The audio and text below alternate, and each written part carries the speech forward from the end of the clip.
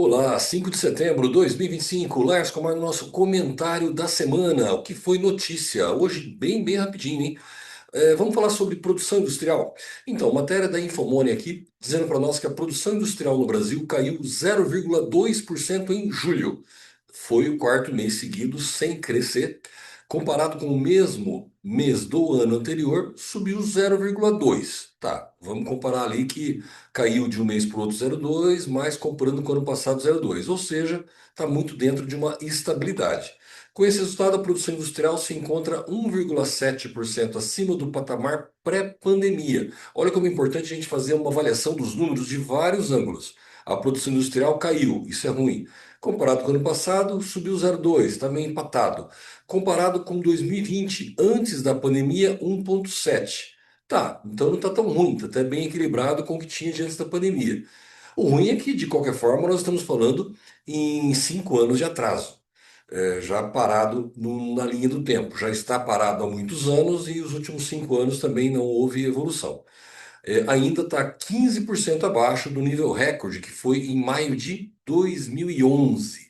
Sim, estamos falando que 14 anos depois, o nível de produção industrial está em 15% a menos. Está encolhendo, a coisa está encolhendo realmente, uma judiação. E por setor, se nós formos olhar isso por setor, em outro site aqui na ilus.oficial, eles dão conta do 1,2 de crescimento, aí está falando de semestre, primeiro semestre para primeiro, por isso a diferença, imóveis com 2,6. Então, por exemplo, você vai pegar um têxtil, cresceu 11,4, mas ano passado o têxtil patinou, rodou de lado, tá? Esse ano talvez ele esteja com um pouco mais de crescimento. Automotivo está crescendo, metalurgia. Interessante que se você for procurar, acha eletrônico, mas já não acha eletrodoméstico. Móveis, eletrônicos, eletrodoméstico, artigos do lar, tudo contém indicador, são muito misturados, por isso fica um pouco confuso. De qualquer forma, esse indicador diz que móveis não está tão ruim assim. De certa forma, bate também com o que vem da Demonitor, tá? O grupo vem com um faturamento financeiro, crescimento em relação ao ano passado, e foi feito também um levantamento interno em quilos, ou seja, desconsiderando o efeito inflação. E ainda sobrou um restinho. Começou o ano com crescimento interessante, veio bastante, mas agora no finalzinho, os últimos 2 meses cresceram, mas com um percentual já bem mais discreto, falando em quilos, desconsiderando o valor do produto, desconsiderando a inflação dos móveis. E o varejo? Isso foi na indústria. Como é que está o varejo? Bom, matéria aqui do E-Commerce Brasil, dando conta que o varejo no Brasil cresceu 5,5% em agosto, aponta a IGET. IGET é um indicador, IGET ele é um indicador elaborado pelo Santander Brasil, pelo banco, parceria com a GetNet. Veja, isso aqui não é governo, ninguém vai lá, hater, dizer que eu estou falando que o mercado está bom e é mentira. Quem está falando é o Santander com a GetNet. Está dizendo que houve crescimento em agosto do varejo, e não mistura isso com o governo dando certo, não está. Simplesmente está se incentivando no mercado. Por quê? Segundo os economistas, autores desse relatório, fatores como linha de crédito não consignado do setor privado, pagamento de precatório, o mercado de trabalho continua aquecido, é o que sustentou o crescimento. O que significa isso? Não pode, o governo está fazendo um monte de besteira, não pode estar tá bom o mercado. Não é que está bom. Uma coisa é, o governo está jogando muito dinheiro no mercado. Então o que nós temos é um mercado acelerado, é óbvio. Só que quando a gente olha isso e fala o que sustentou esse crescimento é o pagamento de precatório, então, pagou, não tem como pagar todo mês, já esse dinheiro uma hora para. Você não percebe uma continuidade do que tem. A linha de crédito consignado para o setor privado. Quando lança, um monte de gente pega. Depois a tendência é que isso acalme. Então são várias atividades que o governo faz que são tiros curtos. E uma hora isso vai parar. Endivida o brasileiro e vai parar. Mas até aqui isso só acelerou. Gastou gasolina, mas acelerou. E esse crescimento de 5,5, se excluir da categoria de materiais de construção, ele vai para 12,3. Ou seja, é um crescimento bastante considerável e por uma coincidência, financeiramente, praticamente o que o grupo também veio crescendo acumulado até aqui, não é mês a mês, mas acumulado do ano. O interessante que fala, tá, então se você tem 12,3. Se juntar material de construção, cai para 5,5. Podemos concluir que material de construção está com problema. Logo à frente eu vou falar um pouquinho de uma matéria sobre isso. Recuo anual, o primeiro final do primeiro semestre, não é agosto, o varejo ficou 1,1 abaixo do que ficou em 2024. Então estamos falando aí num semestre andando de lado. Mantendo o cenário de desaceleração da atividade. Isso aí é nítido. Nós percebemos que o começo do ano começou ainda melhor, ainda fruto do final do ano passado, mas que está desacelerando. Os últimos 20 dias em carteira de pedido, não está legal.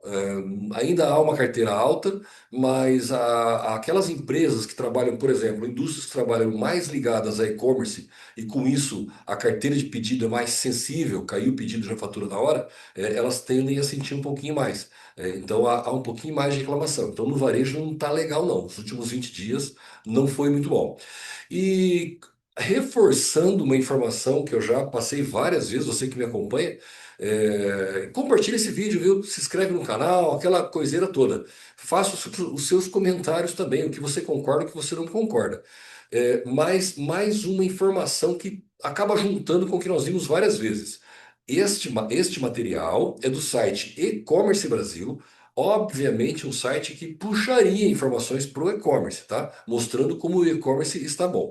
E o que ele diz aqui no final? Enquanto o e-commerce nacional apresentou retração de 18% no acumulado do ano, o físico caiu 1,1.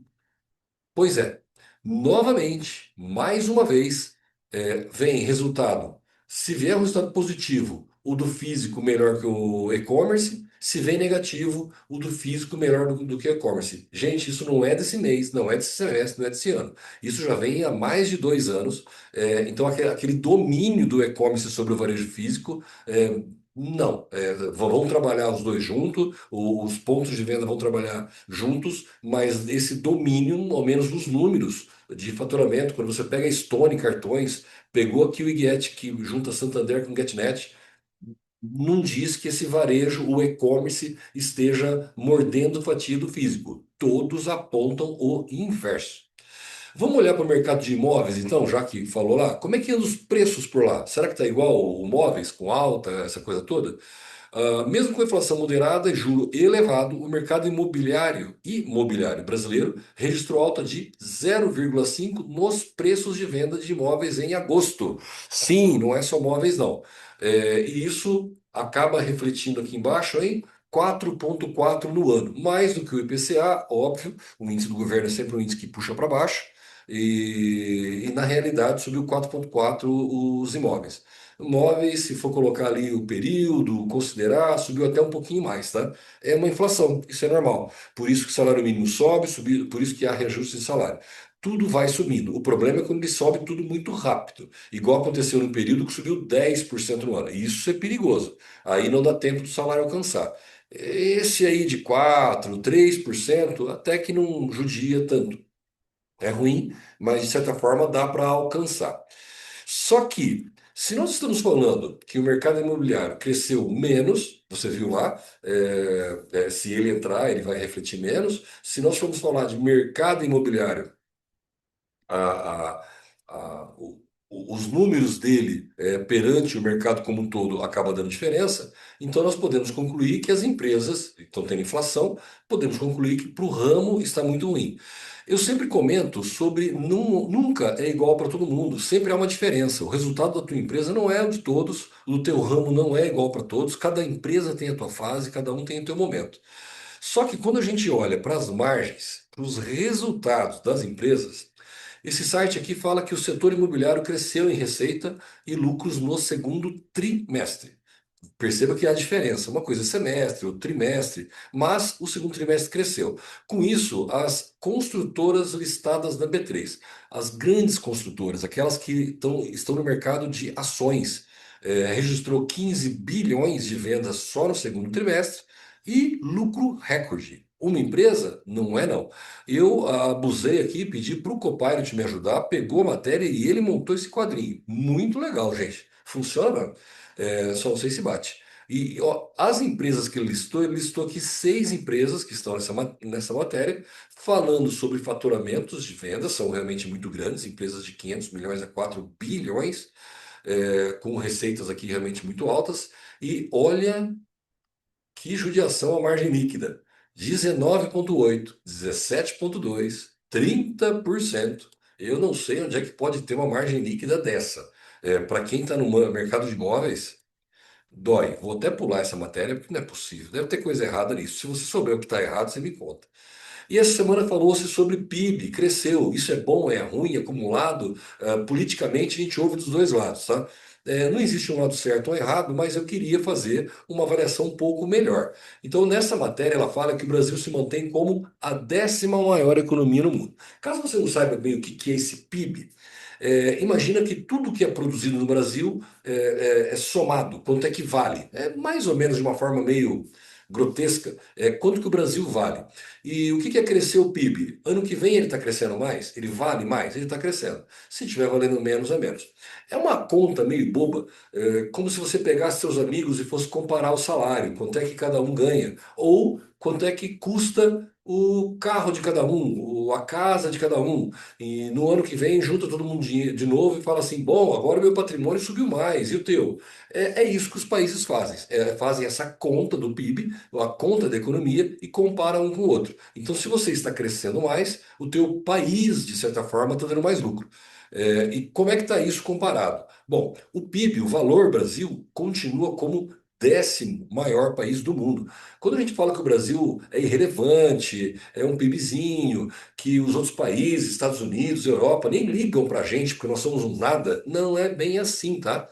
Tem um monte de país no mundo muito bem desenvolvido, países ricos, mas pequenos. Quando você junta o Brasil com esse tamanhão todo, é um monte de pobre junto, aí a gente vira o rico. Acaba tendo aqui em trilhões de dólares 2,13. Acima da Rússia, por exemplo, 2,08. Abaixo de alguns, é verdade, mas é 10º, é uma boa colocação ainda, está se mantendo ali em 10º, só tem grandalhão aqui para cima. E quando nós vamos olhar em quantos por cento isso cresceu em relação ao ano passado, o Brasil já ficou em 32º. Então é o 10º maior, mas 32º. Tem 31 que cresceram mais que o Brasil. Não é uma boa informação. Bom, o Brasil tem aí 190 países no mundo, se eu olhar em 32º, não é tão ruim. Mas me chamou a atenção aqui alguns indicadores. Por exemplo, enquanto países desenvolvidos, China, Estados Unidos, Espanha, está com crescimento de 0,8 a 1,1, o 0,4 do Brasil. Também não me pareceu algo assim tão ruim. E olhando para o 0,4 brasileiro, nós vamos perceber que está igual ao do Reino Unido, um pouquinho a mais do que do Japão, da França, a Itália caiu 0,1, a Alemanha caiu 0,3, a Canadá caiu 0,4. É mais ou menos assim. Naquele grupinho de amigos que eu falei, imagina que tem os ricos e os pobres falam assim: se tá ruim pro rico, imagina para nós. É mais ou menos isso, tá? É, e se você for observar os países que cresceram menos que o Brasil, como por exemplo o Reino Unido, no ranking ele está acima, o Japão está acima, a França está acima, ou seja, os países que têm um baita de um PIB valem muito, mas não está crescendo. Não está fácil para ninguém. Então quando você acha que você, lojista, representante, fornecedor da indústria, indústria de imóveis, está difícil para você, está concorrido para os países também está. Então, de qualquer forma, é todo mundo querendo vender, eu quero vender minha soja, eu quero vender meu petróleo. No final das contas, está todo mundo brigado. Mas, vamos lá. Até que não foi tão ruim, né? E se você quer conhecer um pouquinho mais da Demonitor, o que é o nosso trabalho, como nós conseguimos juntar essas mais de 70 indústrias de imóveis, no site você vai ver quais são elas. E entre em contato com a gente nesse número de WhatsApp, manda um e-mail para o comercial, agenda uma apresentação, não vai tomar mais do que 1 hora do seu tempo e você vai conhecer como isso funciona, como isso pode te ajudar a enxergar melhor o teu mercado, ou ao menos diminuir um pouquinho a pressão que você sente no dia a dia, na gestão que você sente no dia a dia, com indicadores que fazem você enxergar de uma forma mais limpa. Meu, muito obrigado a você que acompanha esse trabalho, que compartilha, que faz comentários e, se Deus quiser, estaremos juntos na próxima sexta-feira. Muito obrigado.